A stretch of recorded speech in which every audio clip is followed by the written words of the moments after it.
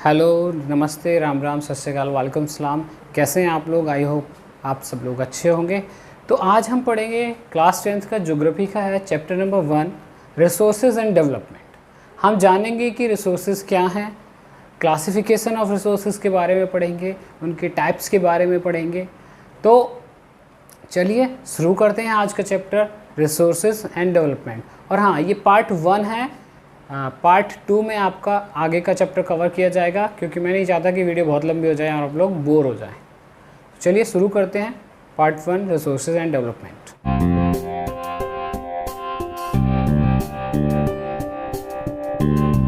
तो सबसे पहले बात करते हैं व्हाट इज रिसोर्स और व्हाट आर रिसोर्सेज। रिसोर्स हर एक वो चीज़ जो हमारे इन्वायरमेंट में मौजूद है, जो और हमारी नीड को सेटिस्फाइड करता है। Everything that satisfy human need is called a resource. Resource हर एक वो चीज़ जो हमारी ज़रूरतों को पूरा करता है, और इसके साथ कुछ चीज़ें भी हैं कि वो टेक्नोलॉजिकली एक्सेसिबल हो, इकोनॉमिकली फिजिबल हो और सोशली एक्सेप्टेबल भी हो। ये मतलब बहुत सारे लोगों तक उसकी पहुंच होना चाहिए, तभी तो वो रिसोर्स है। अगर एक दो लोगों तक ही पहुंचे तो वो रिसोर्स नहीं हो सकता। तो आगे बढ़ते हैं, बात करते हैं कि कैसे ह्यूमन बीइंग इन चीज़ों को, रिसोर्स को डेवलप करता है। देखिए, जैसा आप देख सकते हैं, ह्यूमन बीइंग एक सेंटर में है और अपने फिजिकल इन्वायरमेंट के साथ इंटरेक्ट करके वो टेक्नोलॉजी का यूज करके और अपने इंस्टीट्यूशंस डेवलप करके रिसोर्सेज को डेवलप करता है।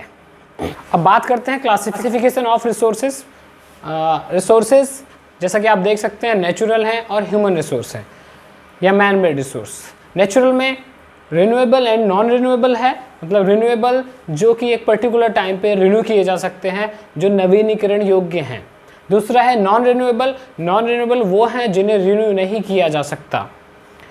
रिन्यूएबल की बात करें तो उसमें कंटिन्यूस एंड बायोलॉजिकल रिसोर्सेज हैं। कंटिन्यूस में जो हमें कंटिन्यू मिलते रहते हैं, कंटिन्यूटी में हमें मिलते रहते हैं, जैसे एयर, सनलाइट और वाटर है। बायोलॉजिकल की बात करते हैं तो बायोलॉजिकल मतलब जो जैविक संसाधन है, जैसे नेचुरल वाइल्ड लाइफ है, नेचुरल वेजिटेशन है, ये सब आपके आते हैं बायोलॉजिकल में।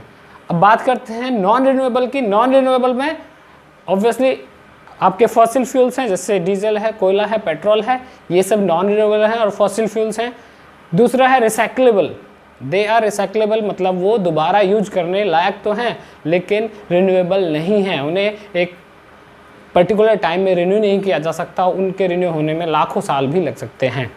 तो नॉन रिन्यूएबल में आपका रिसाइक्लेबल एंड नॉन रिन्यूएबल है। अब बात करते हैं ह्यूमन की।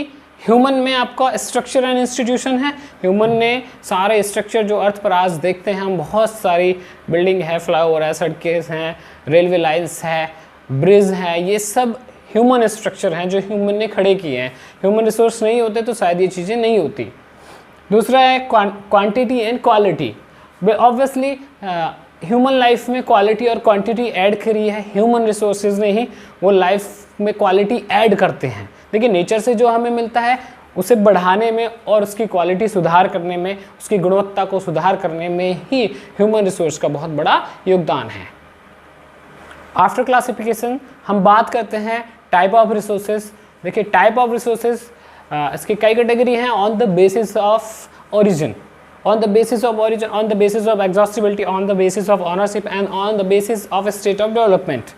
इन सब के आधार पर हम इनको डिवाइड करते हैं, इनकी टाइप्स को बांटते हैं। तो सबसे पहले बात करते हैं on the basis of origin. On the basis of origin दो तरह के रिसोर्स हैं, बायोटिक एंड अबायोटिक। बायोटिक वो हैं जो जैविक हैं, जो जीवित हैं, जो लिविंग हैं, जैसे वाइल्ड लाइफ है, एनिमल है, और खुद ह्यूमन बीइंग भी एक बायोटिक रिसोर्स ही है। बात करते हैं अबायोटिक की। अबायोटिक में वो सारी चीज़ें जो नॉन लिविंग हैं, जैसे रॉक्स हैं आपके, वाटर भी एक अबायोटिक है, सनलाइट अबायोटिक रिसोर्स है, और फॉसिल फ्यूल्स हैं आपके, मेटल्स हैं, they are also abiotic resource. अब आगे बढ़ते हैं और बात करते हैं on the basis of exhaustibility. Exhaustibility की बात करें तो टू टाइप ऑफ रिसोर्स हैं, renewable and non renewable. Renew जैसा मैंने अभी बताया आपको, that can be renewed over a period of time. Non renewable जिन्हें रिन्यू नहीं किया जा सकता, या नवीनीकरण योग्य या अनवीनीकरण योग्य। नवीनीकरण योग्य वो जिन्हें रिन्यू किया जा सकता है, जैसे एयर है, सनलाइट है, हाइड्रो इलेक्ट्रिसिटी है, इन सबको रिन्यू किया जा सकता है। वाइल्ड लाइफ भी है और इसमें आपका फॉरेस्ट भी है, ये रिन्यू किए जा सकते हैं। फॉरेस्ट को काट करके आप कुछ सालों में रिन्यू कर सकते हैं। नॉन रिन्यूएबल नॉन रिन्यूएबल वो रिसोर्स हैं जिन्हें रिन्यू नहीं किया जा सकता, जैसे फॉसिल फ्यूल्स हैं, आपके मेटल्स हैं, ये सब नॉन रिन्यूएबल है, इन्हें हम रिन्यू नहीं कर सकते। अब आगे बढ़ते हैं, बात करते हैं on the basis of ownership. Ownership के आधार पर बात करें तो सबसे पहले आता है इंडिविजुअल रिसोर्स, जो इंडिविजुअल के हैं, जैसे मेरा अपनी प्रॉपर्टी है, मेरा अपना घर है, मेरा अपना पार्क है घर के आगे, अगर मैं चाहूँ तो उसे बाउंड्री कर सकता हूँ, उसमें किसी की भी एंट्री को मैं रोक सकता हूँ। किसी पर्टिकुलर इंसान के पास जो अपनी प्रॉपर्टी है वो सब इंडिविजुअल है। इंडिविजुअल के बाद बात करते हैं कम्युनिटी रिसोर्स की। कम्युनिटी जैसे हम देखते हैं आपके सेक्टर का पार्क है, क्या कोई इसमें जाने से आपको रोक सकता है? नहीं ना। कम्युनिटी हॉल है, वहाँ पर आप अपने प्रोग्राम्स फंक्शंस सब अरेंज कर सकते हैं। तो कम्युनिटी रिसोर्स वही हैं, जैसे गाँव में ग्राम पंचायत की ज़मीनें हैं जिस पर कम्युनिटी का हक होता है, सारे लोग यूज कर सकते हैं, उस पर सभी का अधिकार है, पूरे समाज का, पूरी कम्युनिटी का अधिकार होता है, वो होता है कम्युनिटी रिसोर्स। बात करते हैं नेशनल रिसोर्स की। नेशनल रिसोर्स जैसे हमारे राष्ट्र के रिसोर्स हैं, जैसे वाटर पर हमारे रिवर्स, ओशियन, सी सब पर हमारे देश का अधिकार है, तो ये नेशनल रिसोर्स हैं। वाइल्ड लाइफ है, फॉरेस्ट है, ये सब नेशनल रिसोर्स हैं और नेशन अपने इंटरेस्ट में इन पर काम करता है और हमारा नेशन ही इनको प्रोटेक्ट भी करता है। अब बात आगे करते हैं इंटरनेशनल रिसोर्स की। तो नेशनल रिसोर्स के बाद बारी आती है इंटरनेशनल रिसोर्स की। इंटरनेशनल रिसोर्स वो रिसोर्सेज हैं जो एक कंट्री के कोस्टल एरिया से लगभग 200 नॉटिकल माइल से आगे की जो ओशियन है या आगे का जो हिस्सा है या आगे की जो रिसोर्सेज हैं वो इंटरनेशनल रिसोर्स कंसीडर किए जाते हैं। लगभग कोस्ट से 370 किलोमीटर्स दूर का एरिया जो है उसके बियॉन्ड, जो बाउंड्री के बियॉन्ड जो जगह है या जो इलाका है वो इंटरनेशनल ऑर्गेनाइजेशंस के कंट्रोल में आता है। वहाँ पर हम कुछ भी बिना इंटरनेशनल ऑर्गेनाइजेशंस की परमिशन के बिना कुछ नहीं कर सकते, तो उन्हें कहते हैं हम इंटरनेशनल रिसोर्स। आप यहाँ पढ़ भी सकते हैं। बात करते हैं रिजर्व की। रिजर्व जैसे कि हम जानते हैं, रिजर्व जैसे हम कुछ चीज़ें अपने लिए रिजर्व रख लेते हैं, आरक्षित रख लेते हैं, तो कुछ ऐसे रिसोर्सेज जो हमारे पास बहुत बड़ी मात्रा में स्टॉक में है वो रिजर्व हैं। Subset of stocks is called reserve. तो जैसे कभी कभी हमारे साथ भी ऐसा होता है, घर में कुछ अच्छी चीज़ें आती हैं, खाने पीने की चीज़ें, तो हम लोग खाते हैं और कुछ चीज़ें स्टॉक में भी रख लेते हैं ताकि हम आगे खा सकें। तो ऐसे ही स्टॉक जैसे वाटर रिजर्वायर है, कोल रिजर्व हैं और डैम्स हैं, यहाँ पर चीज़ों को या उस पर्टिकुलर रिसोर्स को स्टॉक में रखा गया है और अगर कभी उनकी शॉर्टेज होती है तो उस स्टॉक को यूज किया जाता है। इसे कहते हैं हम रिजर्व। समझ में आया? रिजर्व। बात करते हैं नेक्स्ट टॉपिक की, डेवलपमेंट ऑफ रिसोर्स। देखिए, रिसोर्सेज को ह्यूमन ने डेवलप किया, ऑब्वियसली उसने अपने इंटेलेक्चुअल पावर से नेचर में मौजूद चीज़ों को रिसोर्स बनाया।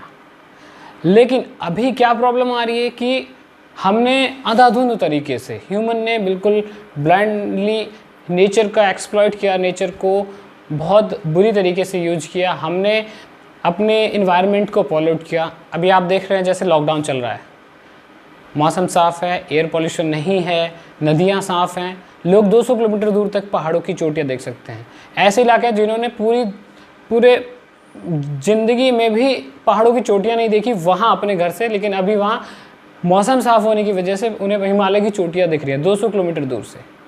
तो क्योंकि लॉकडाउन चल रहा है, हम कोई गतिविधि नहीं कर रहे हैं, हम इन्वायरमेंट को पॉल्यूट नहीं कर रहे हैं, तो साफ साफ नज़र आता है कि हमने नेचर को एक्सप्लॉइट किया है, नेचर का बहुत ज़्यादा शोषण किया है मनुष्य ने, ह्यूमन ने, अपने लालच की पूर्ति के लिए।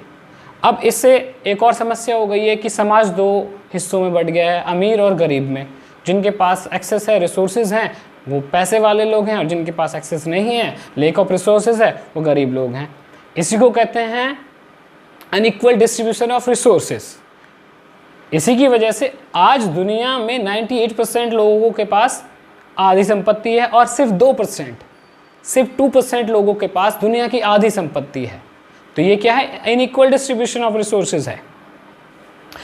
चलिए आगे बात करते हैं कि इसके लिए क्या किया जाए। इसके लिए UNCED, United nation conference on environment and development, एक कॉन्फ्रेंस हुआ, एक समिट हुआ रियो डी जेनेरियो में, ब्राज़ील में, और 1992 में।